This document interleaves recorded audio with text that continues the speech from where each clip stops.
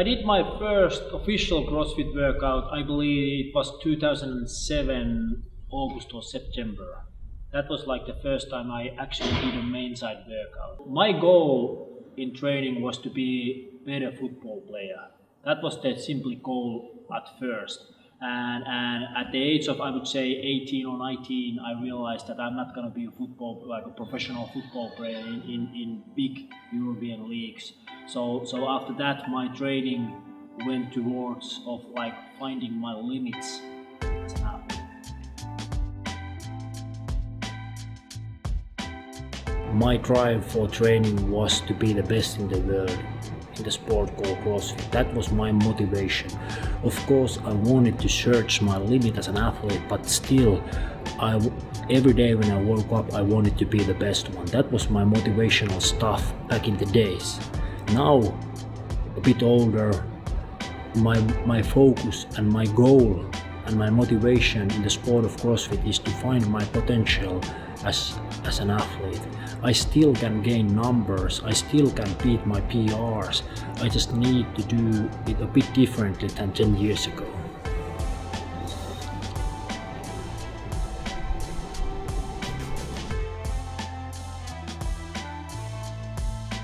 It requires like a huge amount of work,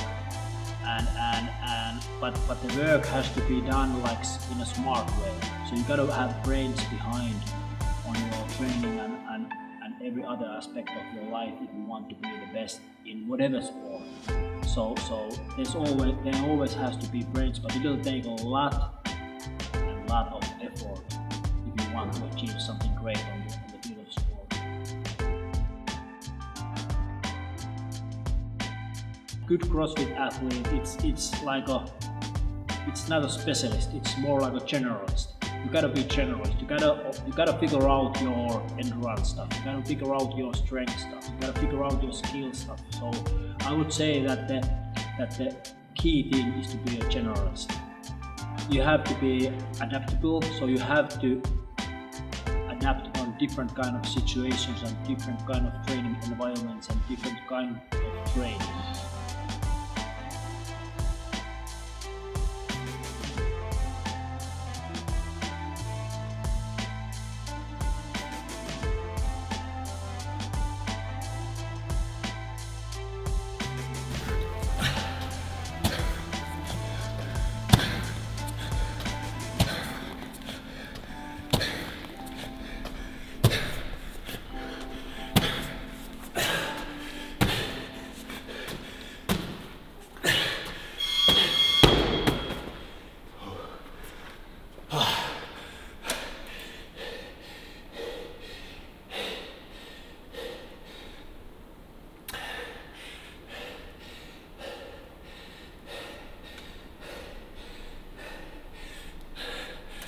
That was it.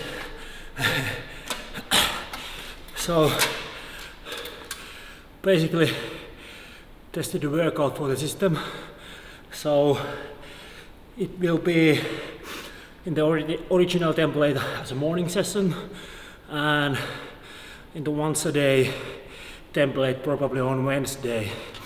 But the idea was 10 2-minute intervals with 2-minute rest, and I was alternating. So for each interval, the first minute was assault bike, hardest sustainable pace, and alternating the second minute with dumbbell snatches with 35 kilos, so it's 75 pounds, and wall balls. So the idea for the dumbbell, it should be heavy, but still that kind of weight that you will get from 15 to 20 reps each round. And the wall balls, there's no reason to break, so it's always minute AMRAP of wall balls. So it was like, even though the intensity was high, you still get enough recovery on the 2-minute time period. So it was hard but sustainable sport specific aerobic interval, 40 minutes of training. It was a good one.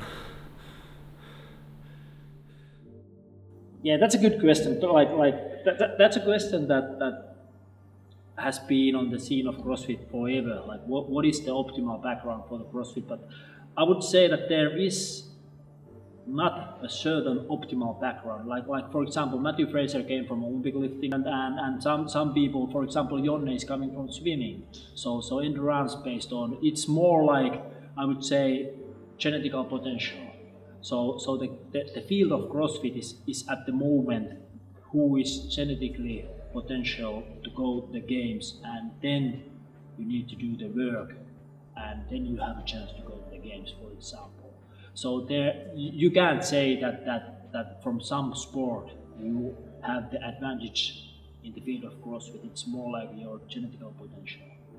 I have like not a unique, but I would say that the different kind of approach on CrossFit, and I believe that yeah, you need to have like a really solid skill base and efficiency base on the movements, but I believe that the guy or girl who has the biggest engine will win always the competition. If it's legitimate competition, and meaning legitimate, I mean there's more than 5-6 events, then it's always the athlete who has the biggest engine. I look up several athletes. It's not necessarily those athletes that are the most successful, but what catches my attention as an athlete, if he or her do the work like calmly and don't be too cocky. So like just do the work and let the results be the noise for the athlete. Not necessarily like telling stories about how good or how whatever you are. Just let your results be the voice of your athletic background.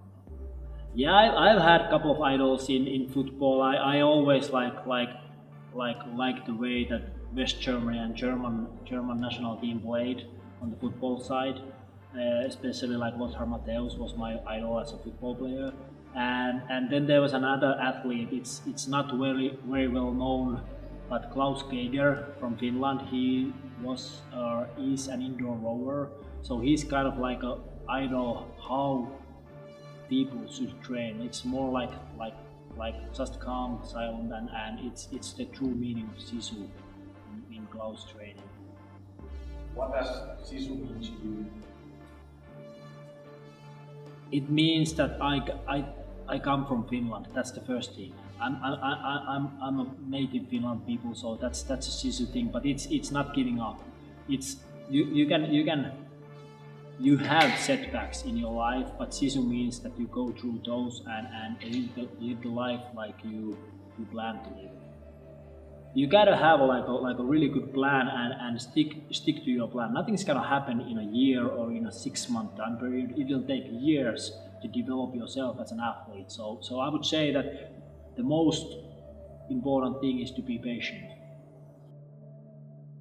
So basically we have few sledgehammers over here. These are the sledgehammers that we don't use in a training, but this is the first place prize for me at the games 2009. And then I have the other sledgehammer that we made to Jonne when he won the European Regionals 2014. So this is handmade in Pori. The other one is handmade in the States. I don't know where or when.